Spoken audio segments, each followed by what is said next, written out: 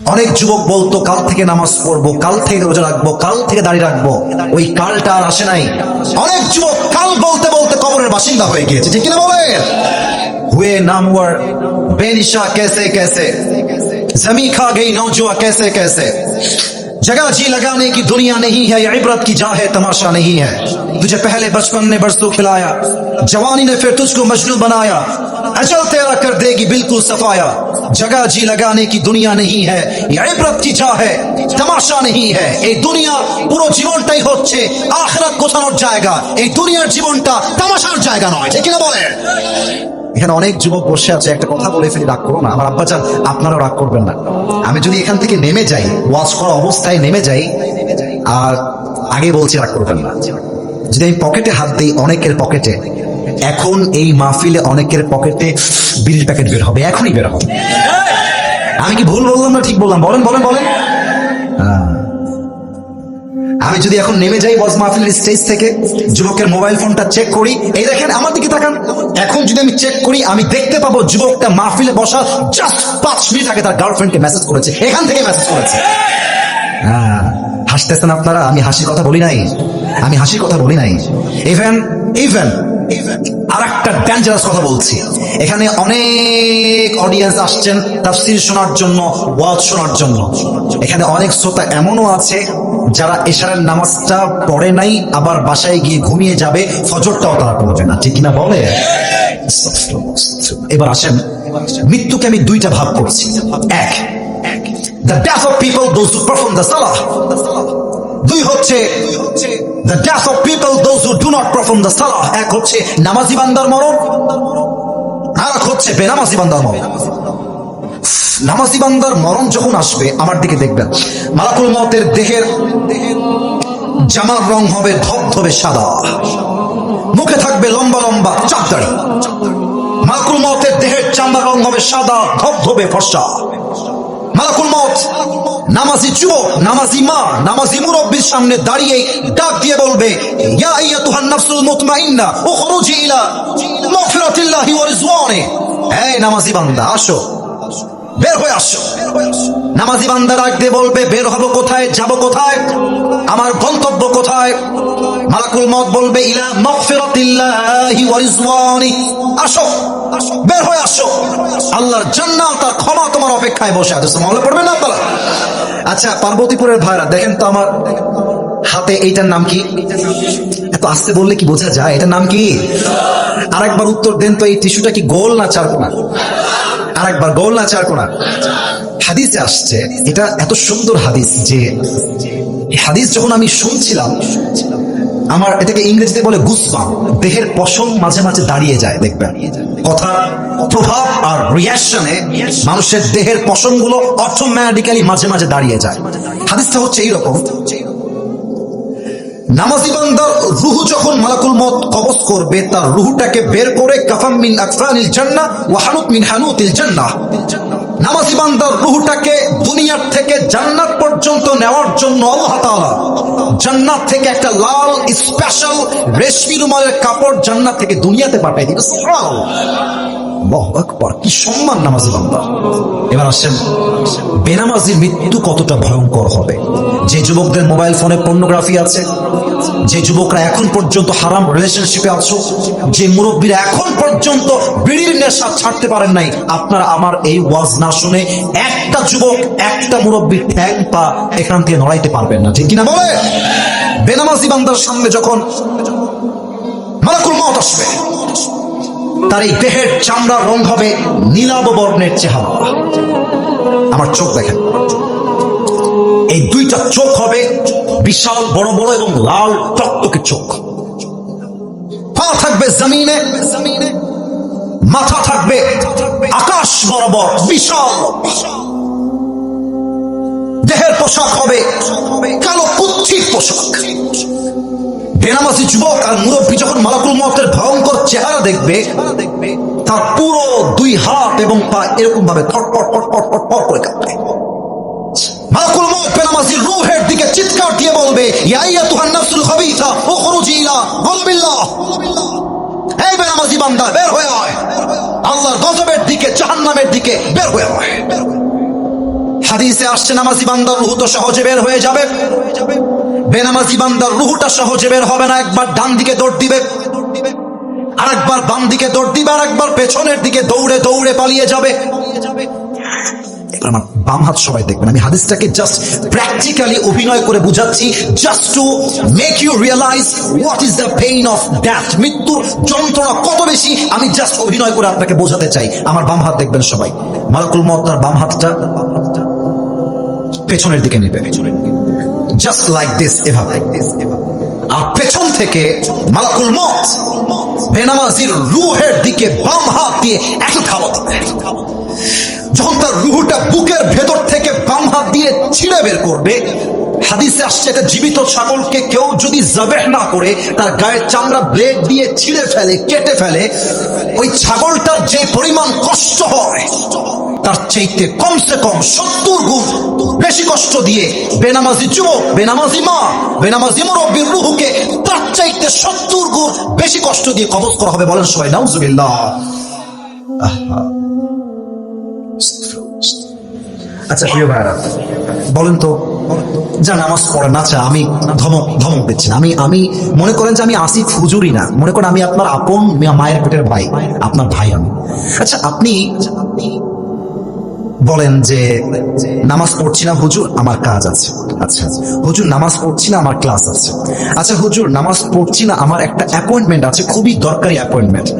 আমার প্রশ্ন হচ্ছে ভাই, আপনি কাজের দোহাই দিচ্ছেন, সময় নাই দোহাই দিচ্ছেন, আপনার অ্যাপয়েন্টমেন্ট দোহাই দিচ্ছেন, টাইম নাই দোহাই দিচ্ছেন, অথচ যেই আল্লাহ আপনাকে রিজিক দিল, যে আল্লাহ আপনাকে মাল দিল, সম্পত্তি দিল, টাকা দিল, বাড়ি দিল, চোখ দিল, হাত দিল, পা দিল, বউ দিল, বাপ দিল, মা দিল, সব দিল, আপনি কত বড় নিমক হারাম যে আপনার সবার জন্য টাইম আছে, আল্লাহর জন্য টাইম নাই।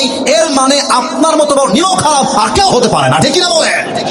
আচ্ছা বিয়ে যারা করছেন, একটা এক্সাম্পল দিব, রাগ করবেন না, যারা বিয়ে করেছেন, যদি আপনি আজকে বাসায় গিয়ে দেখেন আপনার বউ আর এক পুরুষের সঙ্গে আপনার ঘরে বসে আছে, আমি কিছু বলি নাই, বাজে কথা, জাস্ট দেখছেন আপনার বউ আর এক পুরুষের সঙ্গে বসে আছে, আপনি বলেন তো স্বামী হিসেবে, এই যুবক তোমরাও বলবা, স্বামী হিসেবে কোন স্বামী তার বউকে একটা সেকেন্ডের জন্য পর পুরুষের সঙ্গে সহ্য করতে পারবে? বলেন না, পারবে? আল্লাহ দিল সময়, আল্লাহ দিল মাল, আল্লাহ দিল সবকিছু, তোমার সব জায়গায় টাইম আছে, আল্লাহর বেলায় টাইম নাই, বুঝে রাখতে হবে। তোমার মতো নিমক হারাম বান্দা কেউ হতে পারে না, ঠিক কিনা বলে? আমার ডান হাতের দিকে সবাই তাকাবেন, বলেন তো এই কিতাবটার নাম কি? দিনাজপুরের সাউন্ডটা পাইলাম না, আরেকবার জোরে, এটার নাম কি? আমার দিনাজপুরের কলিজার টুকরা পার্বতীপুরের ভাইরা, বলেন তো এই কোরআনে, এই বামে কথা তোমরা কেন বলছো বারবার? না আওয়াজ নাই, না না না ধমক দিবেন না, না না এই ছেলেবেলা ধমক দিও না, যুবকদের ধমক দেওয়া যাবে না, ভালোবাসার মানুষ, খবরদার ধমক দিবেন না, কাউকে ধমক দিবেন না। তোমরা জাস্ট একটু চুপ করে শোনো, তাহলেই আমার দাবি পূরণ হবে। একটু চুপচাপ থাকো, কেউ ধমক দিবেন না। আর সবাই তাকবীর দেন দেখি, এদিকে সবাই, লুক এট মাই ফেস, এদিকে তাকবীর দেন সবাই, নারে তাকবীর। দিনাজপুরের ভাইরা, এই কিতাবে কোনো সন্দেহ আছে? কোনো ভুল আছে? আচ্ছা আবার কথা বলে এরা, আমি তো বলেছি কথা বলা যাবে না। What is this behaviour man? কি অবস্থা তোমাদের? এখানে কতগুলো যুবক চুপচাপ, মুরব্বীরা চুপচাপ বসে আছে, ধমক দিয়ে লাভ নেই, ওখানে চুপচাপ বসে পড়ো, ধমক দিয়ে হয় না, ভালোবাসতে করে বিশ্ব জয় করতে হবে যুবক ভাইরা। কি অবস্থা? আর ছেলে পেলে এসে খালি টিকটক ভিডিও করে বেড়ায়, ছবি তুলে, ওয়াজ শোনার নাম নাই কেন? না না হাসি কথা বলি নাই, বুঝতে হবে তোমাকে। এখানে দেখো তো মুরব্বীরা বসে আছে, ওরা কি ভাববে? স্যাররা এখানে বসে আছে, হোয়াট ইজ দিস? তোমরা দিনাজপুরের বদনাম, এই সব মিডিয়ার লোকরা বসে আছে, তোমরা উল্টা পাল্টা করবা, আসল ওয়াজ বাদ দিয়ে উল্টা পাল্টা আগে তার ভাইরাল ভিডিও করে ফেসবুকের ভিতরে, বুঝতে হবে। আচ্ছা যা হওয়ার হয়ে গেছে, কাম ডাউন, তাকবীর দেন সবাই, এটা কাশি দেন সবাই মিলে,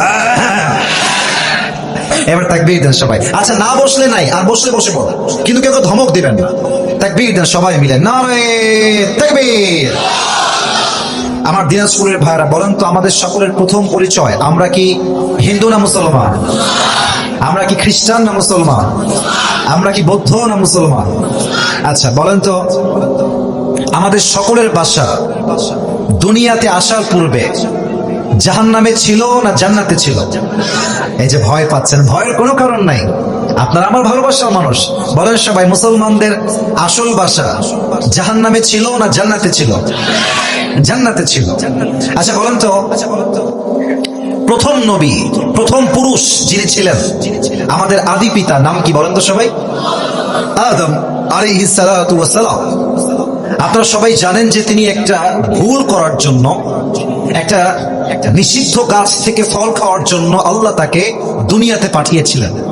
আচ্ছা বোঝা ট্রাই করবেন, আল্লাহ মানুষকে দুনিয়াতে পাঠাবার পরে মানুষ যেন দিক হারিয়ে না ফেলে, পথ হারিয়ে না ফেলে, মানুষকে গাইডলাইন দেওয়ার জন্য আল্লাহ তাআলা দুইটা জিনিস দিয়েছেন।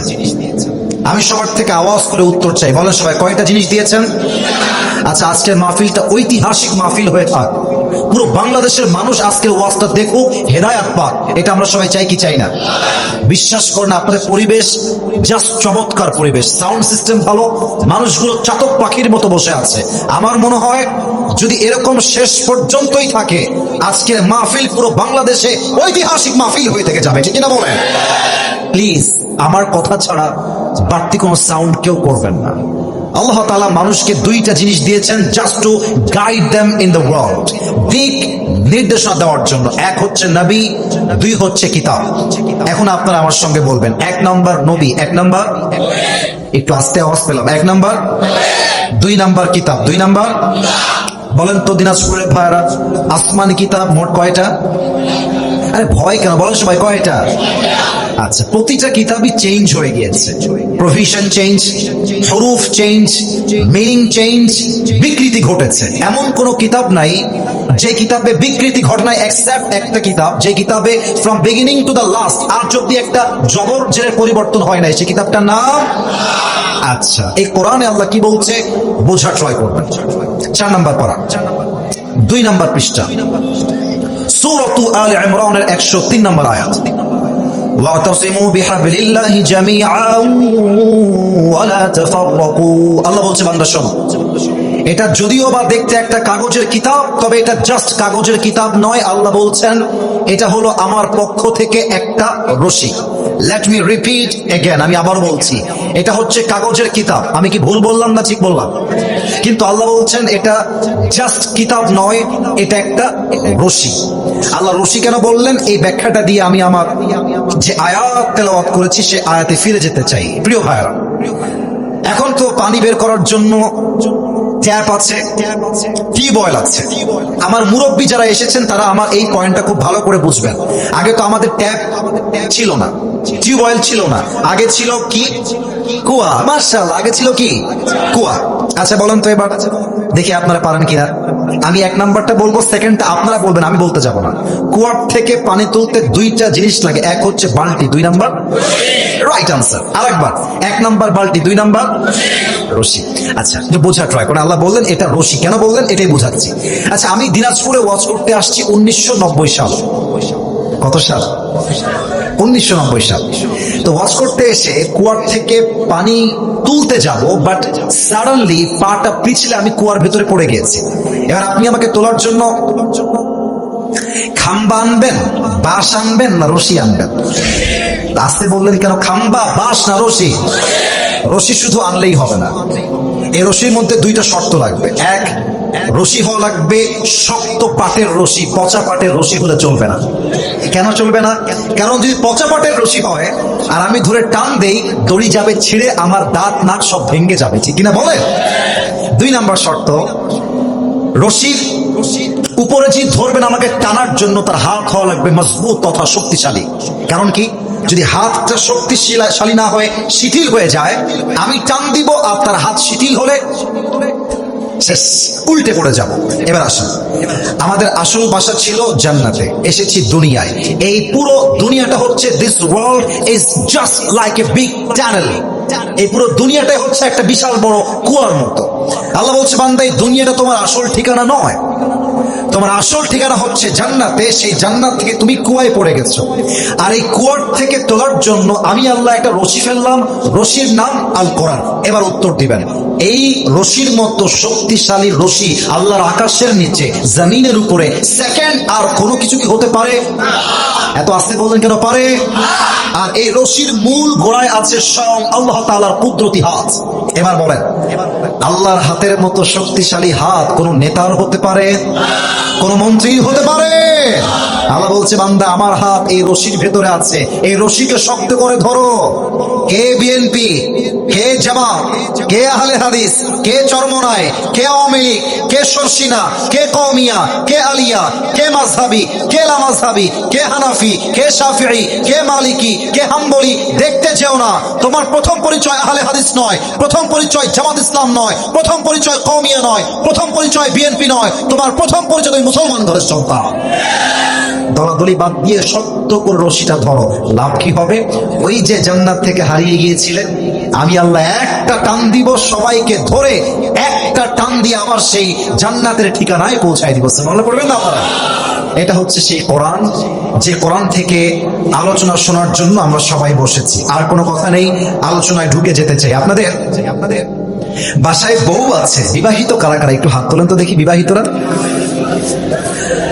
সর্বনাশ, মাশাআল্লাহ, অনেকে আসছেন বিবাহিত ভাইরা, হাত নামা, হাত নামা। এবার হতভাগা সিঙ্গেল কারা কারা আসছো, তারা একটু হাত তুলে দেখে। সিঙ্গেল এত বেশি, তোমাদের বউ নাই? আমি বিশ্বাস করি না। আল্লাহ সবাইকে দিনদার নেককার বউ দিয়ে দিক, পড়ে সবাই আমিন। যারা আমিন বলে না তারা কেউ বউ পাবে না। আরে মিয়া, জোরে সোরে সবাই মিলে কোন আমিন। মাশাআল্লাহ, তিনটা তাকবীর দিব, তাকবীর দিয়ে আয়াতে ফিরে যেতে চাই। প্রথম তাকবীর দিবেন বিবাহিত ভাইরা। আমি নাম্বার দিতে চাই, কে কত নাম্বার বেশি পায়। বিবাহিত ভাইরা আপনাদের পালা, একটু কাশি দেন সবাই। শুধুমাত্র বিবাহিত ভাইরা, single people is not allowed. মুরব্বীরা খুব জোশে আছে আজকে, দেখা যাক কারা পারে। নাম্বার দিব একদম ইনসাফ ভিত্তিক নাম্বার। সিঙ্গেলরা চুপচাপ থাকবা, আব্বা জান এবং বিবাহিত যুবক ভাইরা, লেটস মেক নয়েজ টুগেদার। সবাই মিলে বিবাহিত ভাইরা, নারে তাকবীর। মাশাআল্লাহ, আপনার নাম্বার পেয়েছেন 75, ভালো নাম্বার পেয়েছেন। অন্য জেলায় এত নাম্বার সহজে মানুষ পায় না। আচ্ছা, it's time for the single people. Single আরেকবার কাশি দাও। মুরব্বীরা রাগ করবেন না, যেটা ইনসাফ ভিত্তিক নাম্বার সেটাই আমি দিব। সিঙ্গেল ভাইরা তাকবীর দিবেন, বিবাহিত ভাইরা চুপচাপ বসে থাকবেন। সিঙ্গেল ভাইরা লিল্লাহি তাকবীর। বিবাহিত ভাইরা আমাকে মাফ করে দিবেন, একটুর জন্য আপনারা পারলেন না। আজকে আমার যুবক ভাইরা 85 নাম্বার বেশি পেয়ে পাস করেছে, ঠিক কিনা বলে? আচ্ছা, আর কোনো ভাগাভাগি নাই। এবার সবাই মিলে তাকবীর দিব, বাস তাকবীর শেষ, আমি আমার আয়াতে ফিরে যাব। দেখা যাক আমার সামনে সব বাঘের বাচ্চারা বসে আছে কিনা। এটা কাশি দেন সবাই। এবার কোনো ভাগাভাগি নাই, সবাই মিলে নারে তাকবীর। আল কোরআনের আলো, আল হাদিসের আলো, কোরআন হাদিস যেখানে, আলেম ওলামা যেখানে, দিনাজপুরবাসী যেখানে, আল্লাহ যেন কবুল করে। পড়েন সবাই আমিন। আজ আলোচনার সেন্ট্রাল থিম বা সাবজেক্ট ম্যাটার, মূল আলোচ্য বিষয় হচ্ছে দুইটা শব্দ। আমি বলবো এন্ড দেন আপনারা বলবেন। 1 নাম্বার মৃত্যু, 2 নাম্বার কবর। আমি আবার সবার থেকে জানতে চাই। 1 নাম্বার, মাশাআল্লাহ, আওয়াজ পেয়েছি, একদম দিনাজপুরের সাউন্ড পেয়েছি। এবার 1 নাম্বার, 2 নাম্বার, এবার একসঙ্গে 1 নাম্বার, 2 নাম্বার কবর। মৃত্যু এবং কবর হচ্ছে আজকের আলোচনার সেন্ট্রাল থিম বা সাবজেক্ট ম্যাটার, মূল আলোচ্য বিষয়। এখন অনেক যুবক আমাকে প্রশ্ন করতে পারে, হুজুর আজকের এই মাহফিলে আপনি এত আলোচ্য বিষয় থাকতে, এত বিষয়ের তাফসীর থাকতে, মৃত্যু এবং কবরকেই কেন চুজ করলেন ওয়াজ করার জন্য? এর একটা বিশেষ কারণ আছে। পরীক্ষাতে আসছো কেন এখানে মাহফিলে? তোর বিয়ে হবে না, তোর বিয়ে হবে না, ওর বিয়ে ক্যান্সেল। আচ্ছা, একজন গেছে, আর যদি কেউ উঠে যায় ওর প্যান্ট টান দিয়ে ধরে বসে দেওয়া লাগবে। যুবক ভাইরা উঠে যাওয়া যাবে না, বসে পড়ো। কলিজার ভাইরা বসে পড়ো। সবাই তাকবীর দেন, নারে তাকবীর। আচ্ছা, আরেকবার ফিরে যাই। আলোচনার শব্দ হচ্ছে 2টা। 1 হচ্ছে মৃত্যু, 2 হচ্ছে। আচ্ছা প্রিয় ভাইরা, আমার দিকে একবার তাকান তো সবাই, সবাই তাকান আমার দিকে। আমি কেমন দেখতে সুন্দর তা বলার জন্য তাকাতে বলি নাই, জাস্ট আমাকে একটা কথা বলেন তো, আমার বয়স আনুমানিক আপনাদের কাছে from your personal point of view, আপনার দৃষ্টিকোণ থেকে আমাকে দেখে আনুমানিক বয়স কত মনে হচ্ছে? আনুমানিক একটা বলেন। 28, 25। আচ্ছা আচ্ছা, আমি বলি, এবার আমি কথা বলি। ওকে, স্টপ। আপনারা যা বলেছেন রাইটও না, আবার খুব বেশি ভুল না, কাছাকাছি হয়েছে। আচ্ছা, এখানে এমন কোন মুরব্বী কি আছেন যার বয়স, বেয়াদবি নিবেন না, যার বয়স 60+, 60-এর বেশি? যদি কোনো মুরব্বী থাকেন একটু বেয়াদবি না নিয়ে একটু হাত তুলবেন। আব্বাজান কে আছেন 60 বছরের বেশি বয়স? মাশাআল্লাহ, 1, 2, 3, 4, মাশাআল্লাহ, অনেকে আছেন। আমার প্রিয় দিনাজপুরের ভাই, বলেন তো, মালাকুল মউত যখন আসবে সে কি কোন যুবকের বয়স দেখে আসবে যে এই যুবক তার বয়স কম, এর মৃত্যু দেওয়া যাবে না? এরকম কি কখনো হতে পারে? লিকুল্লি উম্মাতিন আজাল,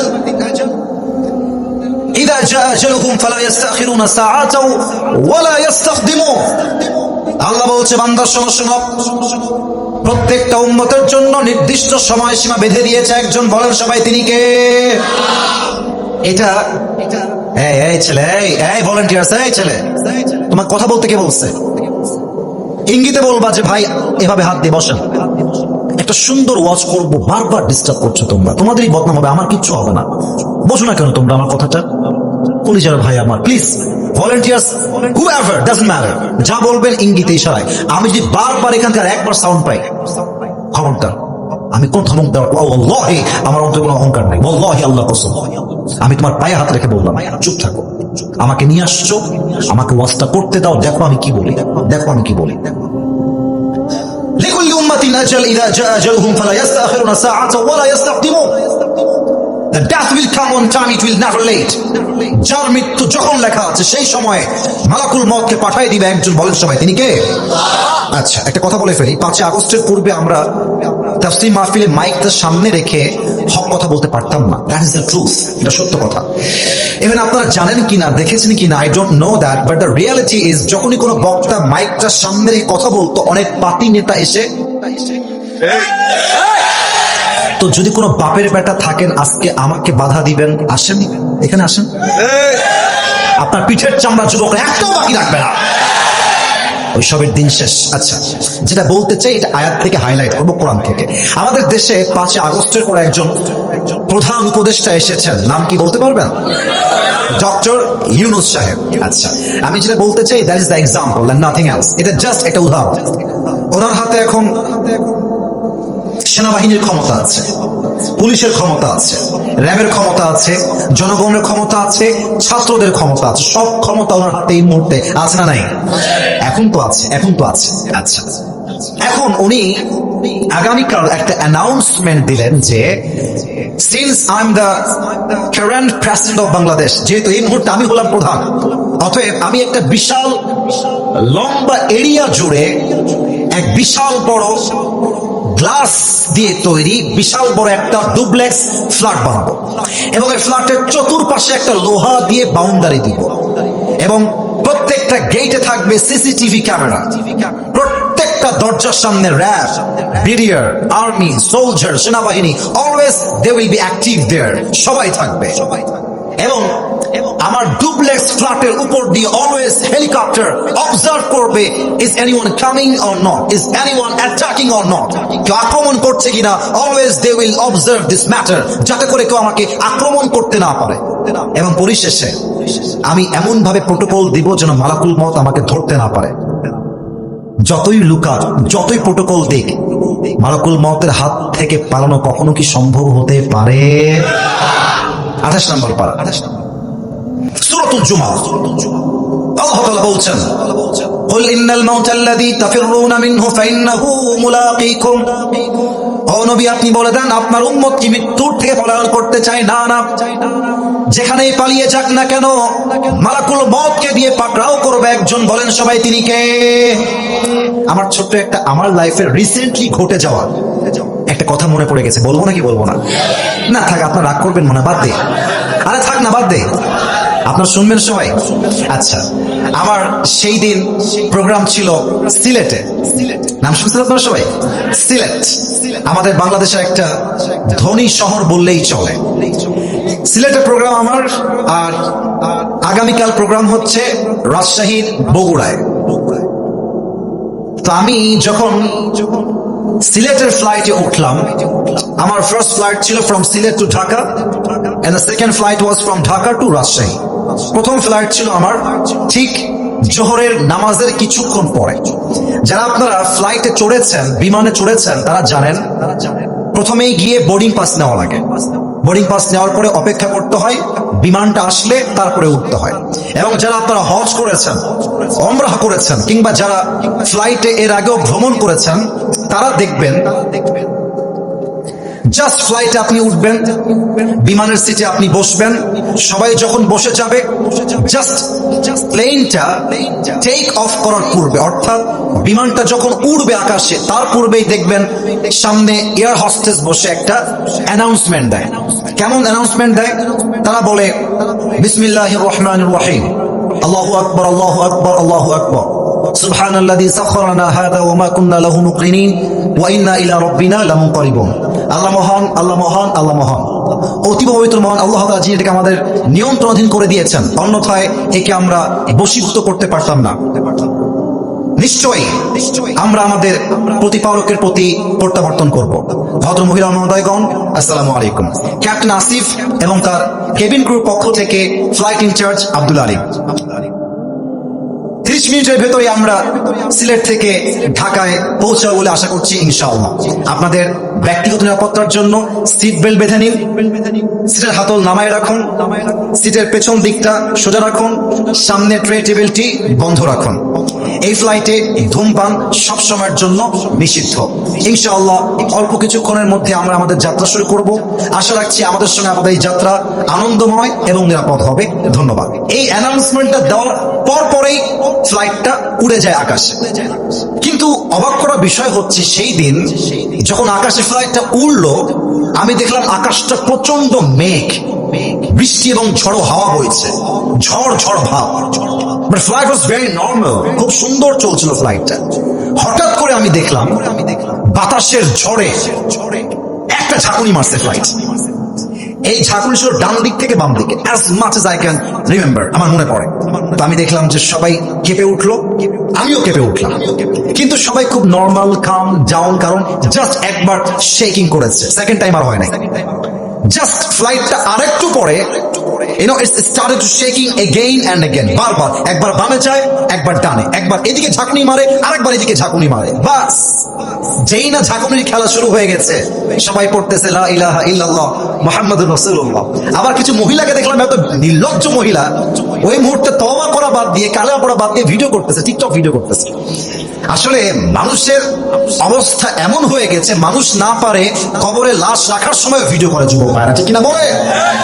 কিন্তু অবাক করা বিষয় কি জানেন, আমার ডান পাশে একজন লোক ছিলেন, very rich man, going to Dubai, Abu Dhabi, খুব বড় ঘরের মানুষ, তিনি বিজনেসম্যান আর কি। ওনাকে দেখলাম কিছুটা কাঁপতেছে, মানে ভয়ে কাঁপতেছে। কিন্তু ফ্লাইটের সবাই নিজের ব্যক্তিত্ববোধ, আত্মসম্মান বোধ বজায় রেখে চুপচাপ বসে আছে, কারণ যারা এই ফ্লাইটে ফ্লাই করে বেশিরভাগ বড় ঘরের মানুষ হয়, তাদের একটা ব্যক্তিত্ব আছে আর কি। তো ওনাকে দেখলাম দোয়া করতেছে, কিন্তু আমার মনের মধ্যে চলতেছে, ইস রে, যদি আজকে ফ্লাইটটা ক্রাশ করে ফেলে, যদি আজকে আমি জীবিত আর নামতে না পারি, কি হবে আমার? আমি যদি নামাজগুলো ঠিক মতো পড়তাম আরো ভালো করে, ইস, যদি আমি প্রত্যেক দিন কম করে হলো 3 পারা তেলাওয়াত করতাম, ইস, যদি আমি সেদিন মায়ের সঙ্গে বাজে ব্যবহারটা না করতাম, ইস, যদি আমি সেই দিন আমার অমুক ভাইকে কষ্ট না দিতাম। এতগুলো বিষয় নিয়ে জাস্ট আফসোস করতেছি যে ইস, হয়তো বা আজকে এই দিন শেষ আমার।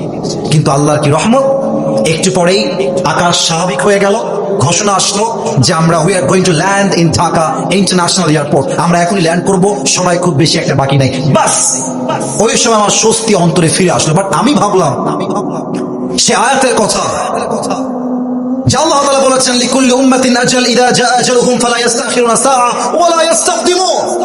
বান্দা মনে করে যে আমার হায়াত তো অনেক বাকি। অনেক যুবককে বলবেন যে চলো আমরা নামাজ পড়ে আসি, সে বলবে ভাই প্যান্ট খারাপ, একটু সময় দেন। প্যান্ট খারাপের দোহাই দিয়ে অনেক যুবক মসজিদে যায় না। মাথায় রাখবেন, অনেক যুবক বলতো কাল থেকে নামাজ পড়বো, কাল থেকে রোজা রাখবো, কাল থেকে দাঁড়িয়ে রাখবো, ওই কালটা আর আসে নাই। অনেক যুবক কাল বলতে বলতে কবরের বাসিন্দা হয়ে গিয়েছে, ঠিক কিনা বলেন? হুয়ে নামওয়ার বেনিশা कैसे कैसे, जमी खा गई नौजुआ कैसे कैसे, जगह जी लगाने की दुनिया नहीं है, ये इबरत की जा है, तमाशा नहीं है। तुझे पहले बचपन ने बरसों खिलाया, जवानी ने फिर तुझको मजनू बनाया, अजल तेरा कर देगी बिल्कुल सफाया। जगह जी लगाने की दुनिया नहीं है, ये इबरत की जा है, तमाशा नहीं है। এই দুনিয়ার পুরো জীবনটাই হচ্ছে আখিরাত গোছানোর জায়গা, এই দুনিয়ার জীবনটা তামাশার জায়গা নয়, ঠিক না বলেন? এখানে অনেক যুবক বসে আছে, একটা কথা বলে ফেলি, রাগ করো না আমার আব্বাজান, আপনারা রাগ করবেন না।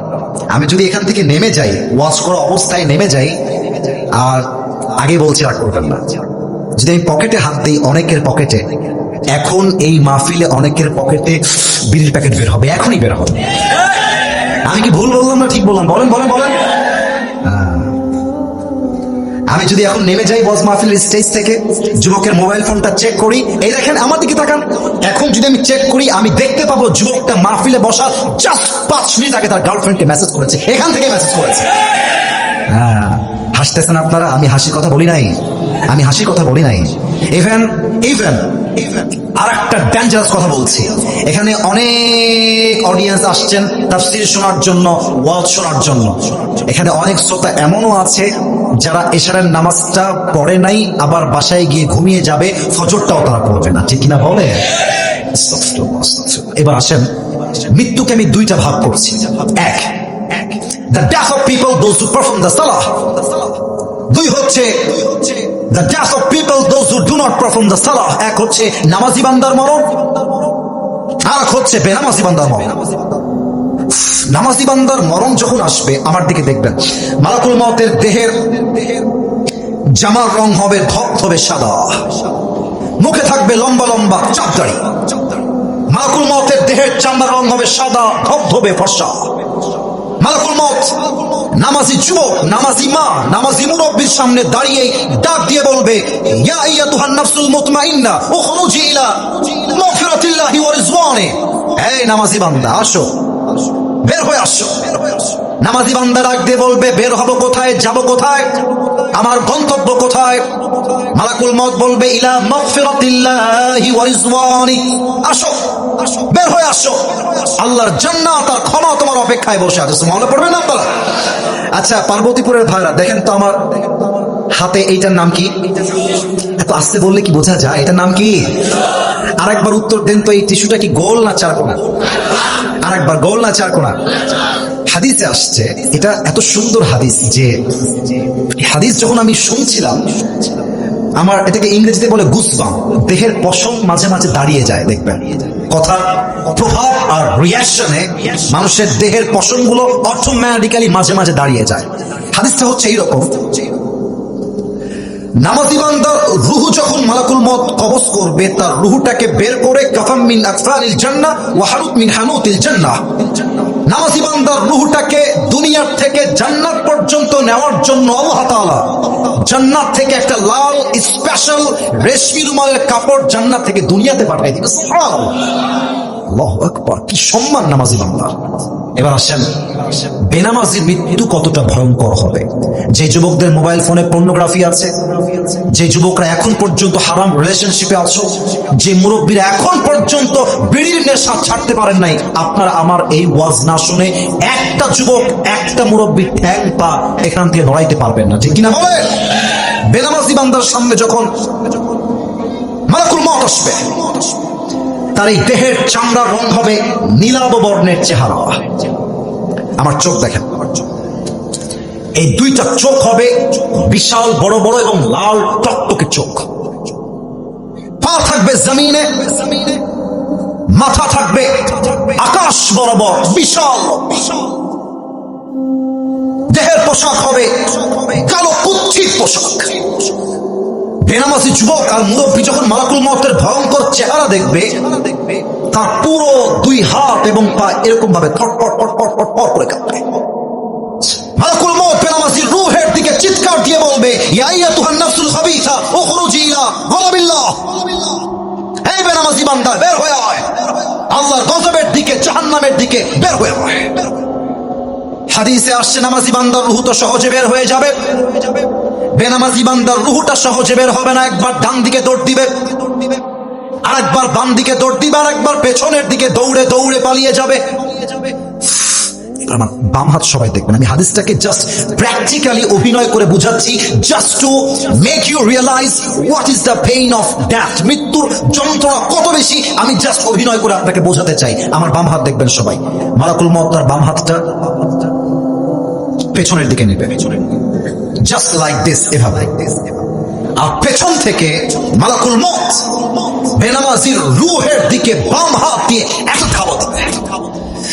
যখন তার রূহটা বুকের ভেতর থেকে বাম হাত দিয়ে ছিঁড়ে বের করবে, হাদিসে আসছে জীবিত ছাগলকে কেউ যদি যাবেহ না করে তার গায়ের চামড়া ব্লেড দিয়ে ছিঁড়ে ফেলে, কেটে ফেলে, ওই ছাগলটার যে পরিমাণ কষ্ট হয় তার চাইতে কমসে কম 70 গুণ বেশি কষ্ট দিয়ে বেনামাজি যুবক, বেনামাজি মা, বেনামাজি মুরব্বির রূহকে তার চাইতে 70 গুণ বেশি কষ্ট দিয়ে কবজ করা হবে। বলেন সবাই নাউজুবিল্লাহ।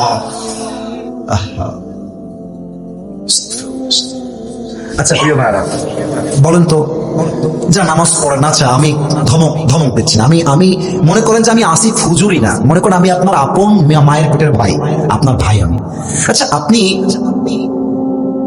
বলেন যে নামাজ পড়ছি না হুজুর, আমার কাজ আছে। আচ্ছা হুজুর নামাজ পড়ছি না, আমার ক্লাস আছে। আচ্ছা হুজুর নামাজ পড়ছি না, আমার একটা অ্যাপয়েন্টমেন্ট আছে, খুবই দরকারি অ্যাপয়েন্টমেন্ট। আমার প্রশ্ন হচ্ছে ভাই, আপনি কাজের দোহাই দিচ্ছেন, সময় নাই দোহাই দিচ্ছেন, আপনার অ্যাপয়েন্টমেন্ট দোহাই দিচ্ছেন, টাইম নাই দোহাই দিচ্ছেন, অথচ যেই আল্লাহ আপনাকে রিজিক দিল, যে আল্লাহ আপনাকে মাল দিল, সম্পত্তি দিল, টাকা দিল, বাড়ি দিল, চোখ দিল, হাত দিল, পা দিল, বউ দিল, বাপ দিল, মা দিল, সব দিল, আপনি কত বড় নিমক হারাম যে আপনার সবার জন্য টাইম আছে, আল্লাহর জন্য টাইম নাই। এর মানে আপনার মতো বড় নিমক হারাম আর কেউ হতে পারে না, ঠিক কিনা বলেন?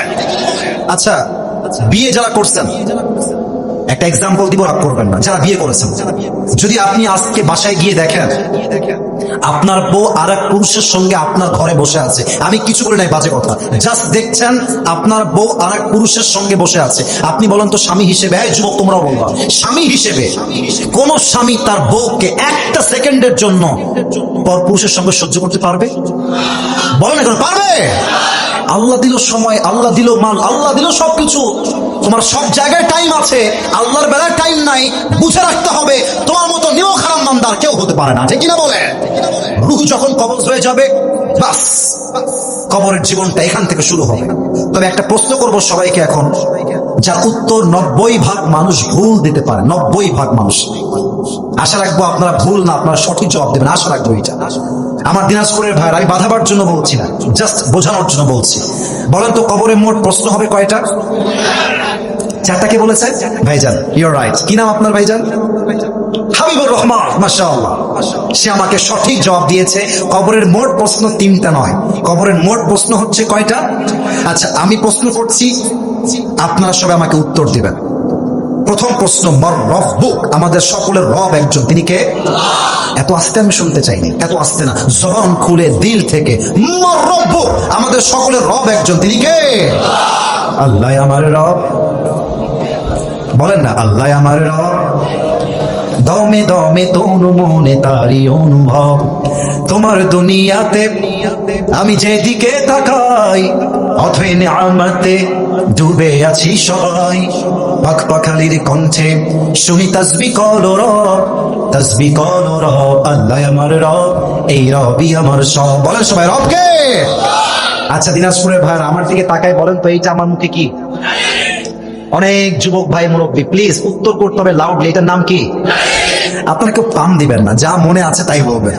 আচ্ছা আমি যে লম্বা চাপ দাড়ি রেখেছি নবীর সুন্নাহ অনুযায়ী, আগে বলছি মনে যা আছে তাই বলবেন, তার বাইরে বলতে হবে না। আমাকে চাপ দাড়ি রেখে আনস্মার্ট লাগতেছে না স্মার্ট লাগতেছে? ছি ছি, এত আস্তে বললেন। দাড়ি রেখে আনস্মার্ট লাগছে না স্মার্ট লাগছে? অসুন্দর লাগছে না সুন্দর লাগছে? অনেক মেয়ে দেখবেন দাড়ি দেখলে নাক ছিটকায়, আছে না? আছে না?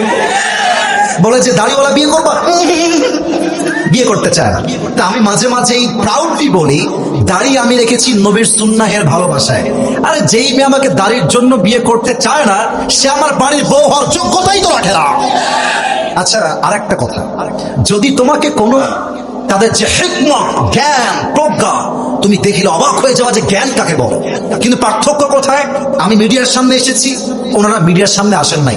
অতএব মাথায় রাখতে হবে, জাস্ট ভাইরাল ব্যক্তিকে দেখবো, তার ওয়াজ শুনবো, এই চেঞ্জ করতে হবে চিন্তা। ভাইরাল ব্যক্তির ওয়াজ শুনলে হেদায়েত আসবে না, বরং সেই ব্যক্তির ওয়াজ হেদায়েত আসবে যার কথা শুনলে আল্লাহকে স্মরণ হয়, কবরকে স্মরণ হয়, আখিরাতকে স্মরণ হয়। ঠিক কিনা বলে? তো আমি অধম কিছু কথা বলেছি, নিশ্চিত আমার কথার মাঝে ভুল আছে, মিস্টেক আছে, অবশ্যই ত্রুটি আছে। আমি দোয়া করে দিচ্ছি, আল্লাহ আমার ভুলগুলো ক্ষমা করে দিয়ে সবাইকে তুমি সঠিক কথা অনুযায়ী আমল করার তৌফিক দিও, পড়েন সবাই আমিন। তো যারা লেপা মেরে বসে আছেন, যদি একটু নামাজের আত্তাহিয়াতুর শুরুতে বসতেন দোয়ার জন্য, I will be very grateful, শুকর গুজার হতাম আপনাদের কাছে। মাশাআল্লাহ, একবার বলেছি